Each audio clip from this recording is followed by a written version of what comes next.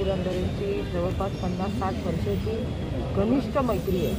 त्याच्यामुळे या कुटुंबाचे आणि आमचे खूप वेगळे खरं तर वैयक्तिक संबंध होते. माझे अनेक बंधू असतील, माझी भगिनी शमा असेल आणि पुरंदर फॅमिलीची सगळी मुलं असतील, हे लहानपणापासून एकमेकाला ओळखत होतो.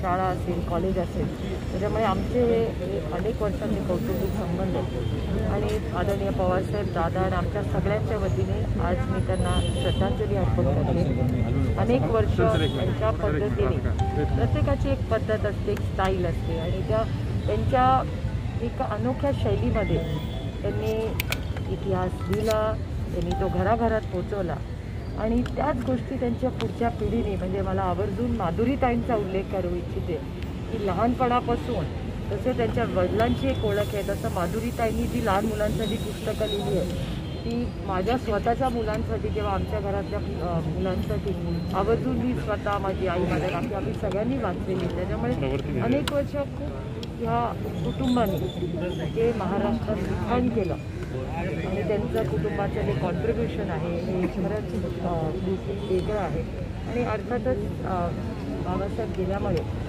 एक मोठी पोकळी ह्या सगळ्या त्यांच्यावर प्रेम करणाऱ्या लोकांमध्ये कायम राहील. पण त्यांच्या आठवणी, त्यांनी केलेलं काम आणि त्या सगळ्या ज्या गोष्टी त्यांच्या लिखाण असेल, त्यांनी केलेले साहित्य असेल ह्याच्यातून अनेक पिढ्यांसाठी जिवंत आहे.